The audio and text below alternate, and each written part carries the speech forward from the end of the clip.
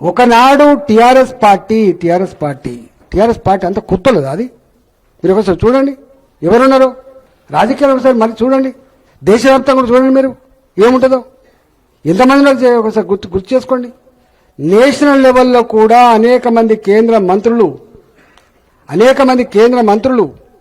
ఎక్కడి నుంచి వచ్చిందో ఒకసారి లెక్కేసుకోండి, బయటికి వెళ్ళి వచ్చి ఉన్నారో లేదో లెక్కేసుకోండి. రాజకీయాల్లో ఎంత బ్రాడ్నెస్ ఉండాలి, ఎంత ఎదగాలి, ఎంత గొప్పగా ఉండాలి. అక్కడ తెలుగుదేశం ఉన్నది, మనకు వాళ్ళకి ఎంత గ్యాప్ ఉండే, ఏం మాట్లాడుకో ఒకసారి చెప్పండి. చూడండి గతమైంది ఇప్పుడేంది, ఇప్పుడు ఎక్కడున్నారు వాళ్ళు? నెత్తి మీద ఉన్నారు వాళ్ళు. ఎక్కడున్నారు వాళ్ళు? నెత్తి మీద ఉన్నారు వాళ్ళు. అంటే రాజకీయ అవసరాలు ఎట్లుంటాయని చూడండి. పదహారు చాలా ఎంత ఇంపార్టెంట్ చూడండి, గుర్తుపెట్టుకోండి. మీకు అర్థం కావాలి, మీరు ఎందుకు మారతలేరు. మనం పై లెవెల్లో చూసైనా మనం మారాలి, గుర్తుపెట్టుకోండి. నేను ఒక పెద్ద దగ్గరికి పోయినా, పెద్ద దగ్గరికి పోతే నేను ఒక మనిషిని ద్వేషిస్తా. ఆ ద్వేషించిన ఆయనను ఆరోగ్యం గురించి అడుగుతాడు, ఏమి సార్ ఆరోగ్యం ఎట్లుందని. అరే మనకు గింత ఇబ్బంది పెట్టిండు, మనకు గిన్ని మాటలు అన్నాడు, ఆయన ఆరోగ్యం గురించి నువ్వు ఎందుకు అడుగుతున్నావు సార్ నేనన్నా. అరే అడగాల పోయి రాజకీయాల్లో అన్నాడు ఆయన. అంటే మీకు అర్థం కావాలి, రాజకీయాలు ఎప్పుడు కూడా శాశ్వత శత్రువులు శాశ్వత మిత్రులు కనుక ఉంటే రాజకీయాలు నడుస్తాయా చెప్పండి? నడుస్తాయా? మరి మనకెందుకు ఉండాలి? పై లెవెల్లో ఉన్నంత గొప్పగా లేకపోయినప్పటికి కూడా నాకు తెలుసు గ్రామంలో ఎట్లుంటుందో. ఎల్లారెడ్డికి మల్లారెడ్డికి పడదు, మల్లారెడ్డి ఒక పార్టీ ఉంటాడు, ఎల్లారెడ్డి ఒక పార్టీ ఉంటాడు. ఉంటే నేను అనుకున్నాను, నేను కొత్తగా ఎమ్మెల్యే అయినప్పుడు మల్లారెడ్డి ఎల్లారెడ్డి విడివిడిగా ఉంటే నాకు ఇబ్బంది అవుతుంది ఊర్లే, ఈ ఇద్దరిని ఒకటి చేస్తే ఎట్లుంటుంది అని చెప్పి నేను అనుకొని మల్లారెడ్డి నా దగ్గర ఉన్నాడు, ఎల్లారెడ్డి నా దగ్గర లేడు. అయితే మల్లారెడ్డి చెప్పకుండా ఎల్లారెడ్డిని కన్సల్ట్ చేసిన, ఏం ఎల్లారెడ్డి ఎందుకు కొట్లాడుతావు, రారాదు నాతో అని. అంటే నాకు పడదే మల్లారెడ్డి అంటే, దాన్ని నేను ఇద్దరు కలిసి భోజనం పెడతా, మంచిగా మాట్లాడిస్తా, నీకే ఉంటుంది, ఆయన దానికే ఉంటుంది, ఒక సర్పంచ్ అవుతావు, ఒక ఎంపీటీస్ అవుతావు అని చెప్పి తీసుకొచ్చిన. అది తీసుకుపోవడానికి ప్లాన్ చేసిన. ఈ విషయం మల్లారెడ్డి తెలిసింది.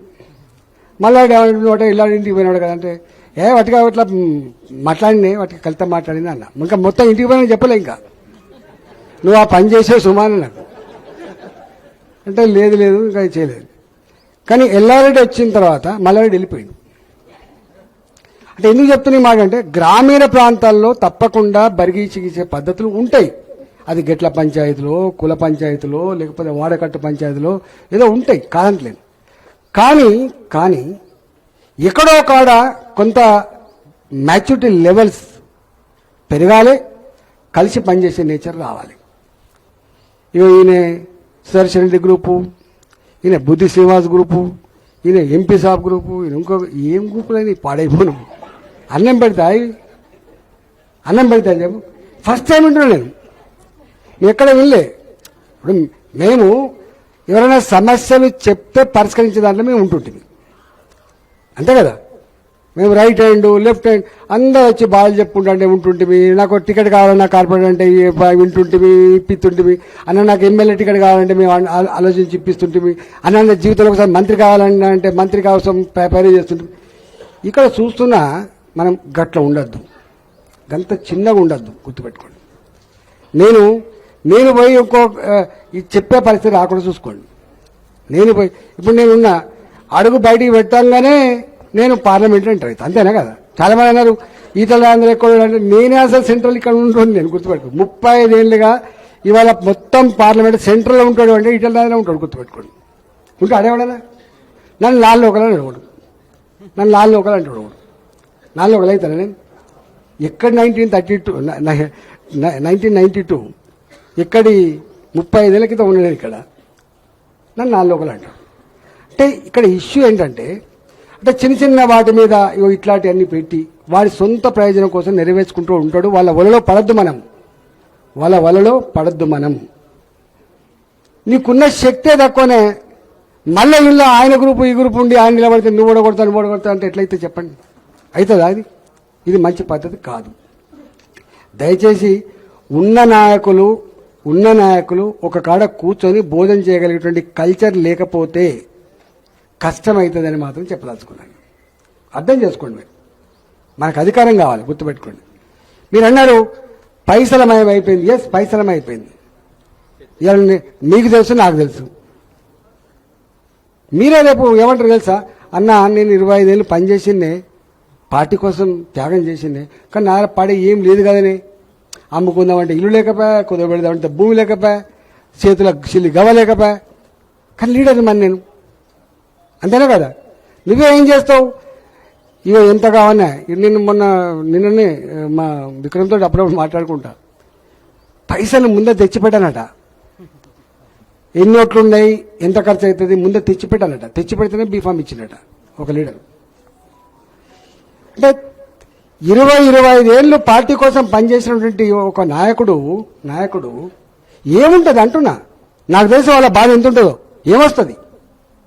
ఇవాళ రియల్ ఎస్టేట్ వ్యాపారాలను పక్కకు పెడితే, పెద్ద పెద్ద పారిశ్రామికవేత్తలను పక్కకు పెడితే, ఈ జెండాను నమ్ముకొని, కండవాన్ని నమ్ముకొని, పార్టీని నమ్ముకొని పనిచేసేవాడు ఇంటికి పోతే భార్య అడుగుతుంది, ఏమయ్యా నువ్వు తిరుగుతున్నావు బాగానే కానీ మరి పిల్లలకు ఫీజు కట్టే పైసలు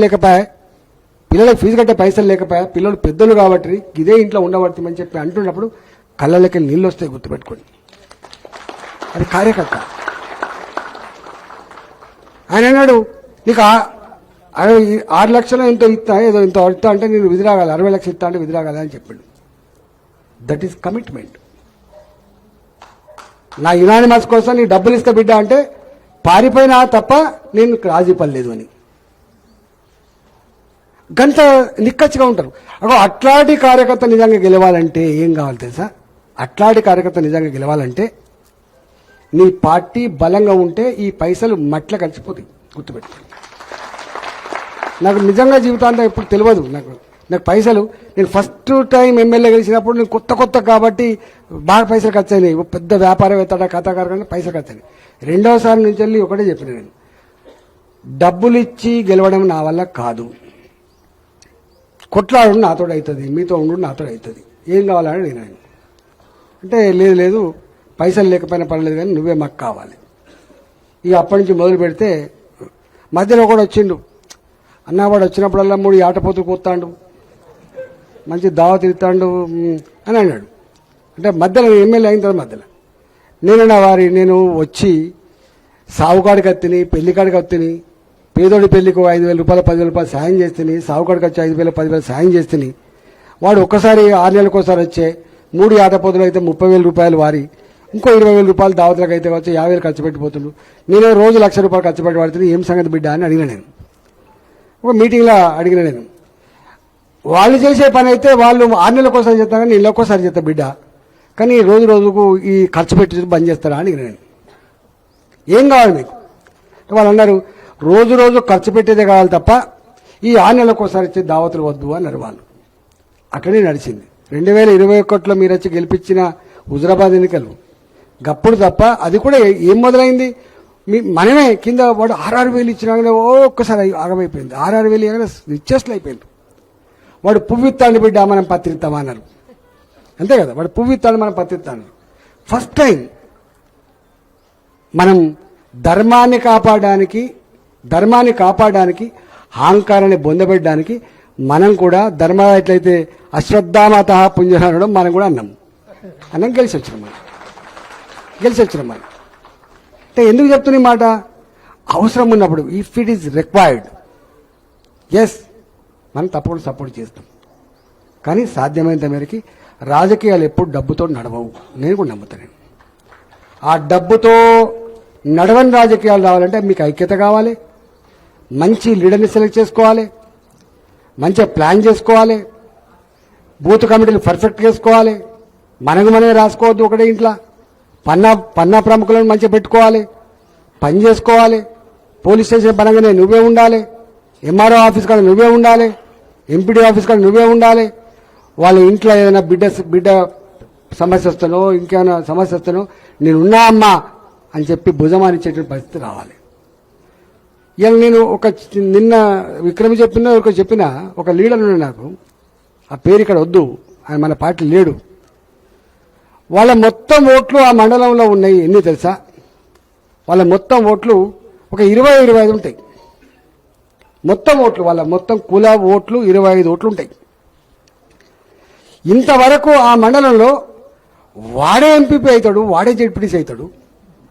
వాడు 13 మంది సర్పంచ్లలో 9 మంది గెలిపించుకోండి మొన్న. నువ్వు అర్థం చేసుకో, ఒక్కొక్కసారి నీవు above all, you are above all. కులం పనిచేయదు, ఏది పనిచేయదు, నీవే పనిచేస్తావు. మనం చూస్తుంటాం కొంతమంది ఎమ్మెల్యేలు కూడా వాళ్ళ ఓట్లేండి. అందుకని మాలాంటలో ఉన్నాం మేము, పొత్తుల సర్ది లేకుంటాం మేము. మాకు కులం, వి క్రాస్ దట్ లైన్. మాకు కులం అనే లైన్ దాటిపోయినాం మేము ఇంకా ఈ డబ్బులనే దాన్ని దాటిపోయినాం మేము. గెలిస్తే మా గ్రామాల మీద గెలవాలి, లేకపోతే లేదు. మనం గెలవడానికి ప్రధాన కారణం దేశం మొత్తంలో ఒక వేవ్ వచ్చింది. సరే కొన్ని దిక్కుల ఏమైపోయిందని మనకు అక్కర్లేదు, కానీ మన దగ్గర వేవ్ వచ్చింది. మోడీ గారు ప్రధానమంత్రి అయితేనే మళ్ళీ ఈ దేశం సుభిక్షంగా ఉంటుంది, సురక్షితంగా ఉంటుంది అని నిజంగా అదొక అసాధారణమైన సందర్భం. అది ఈటల రాజేందర్ వల్ల రాలేదు. అది ఈటల రాజేందర్ వల్ల ఇంకొంత అదనంగా రావచ్చు. నేను కాదు, ఎందుకంటే గెలిస్తే మరి 17 గెలవాలి కాబట్టి. 17 గెలవాలంటే వారి గాలిని, వారికి ఉన్న పేరును, ఆ వాతావరణాన్ని మలుచుకోగలిగే కెపాసిటీ ఉన్న లీడర్ కనుక ఉంటే రిజల్ట్ వచ్చిందా లేదా మీరు చెప్పండి. మలుచుకోగలిగే కెపాసిటీ ఉండాలి. వాతావరణ కల్పన వేరు, దాన్ని మలుచుకొని గోలు కొట్టడం వేరు ఉండాలి. అందుకని నీకు 4 లక్షల మేట వచ్చింది, లేకపోతే రాకపో. చాలామంది అన్నారు ఇట్లా గెలుతారు. అరే గెలితే చూద్దాం దేవని చెప్పినాం. మేము చాలాసార్లు, మీరు అందరూ సజీవ సాక్ష్యం, ఎన్ని మీటింగ్లో మాట్లాడినా. నేను ఒక 4 రోజుల ముందైతే ఒక పెద్ద మీటింగ్ పెట్టి ముఖ్యమైన నాయకులు, ఇక అయిపోయింది ఎలక్షను, హరిహర బ్రహ్మాదులు అడ్డం వచ్చినా, రేవంత్ రెడ్డి నేలకు రాసుకున్నా, ఇక్కడ గెలిచేది మాత్రం బీజేపీ అని చెప్పిన యాదుకుందా, ఈ ప్రకృతిలో పెట్టి చెప్పిన. గాన్ కేసిగా ఓడగొట్టగలిగే పరిస్థితి ఎవరికి లేదుగా. అందుకని ఉన్న ఎవరైతే ఇంకా అనుమానాస్పదంగా ఉంటారో, అటు ఇటు ఉంటారో, సప్పుడు ఎగపోయి మంచిగా గ్రౌండ్ మీద పనిచేయండి. మా వల్ల ఎంపీ గెలిచిందనేటువంటి పేరు రావాలి తప్ప, లేకపోతే ఇబ్బంది అవుతుందని చెప్పిన యాదుకుందా. అంతేనా?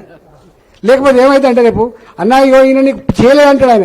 నీ వాడకట్టుకు పోతే ఇలా ముందు కత్తున్నాను ఆయన, నీతో ఫోటో దిగుతున్నాను అన్న, ఆయన నీకు చేయలేదన్నా కానీ చేసినంటాడు ఆయన.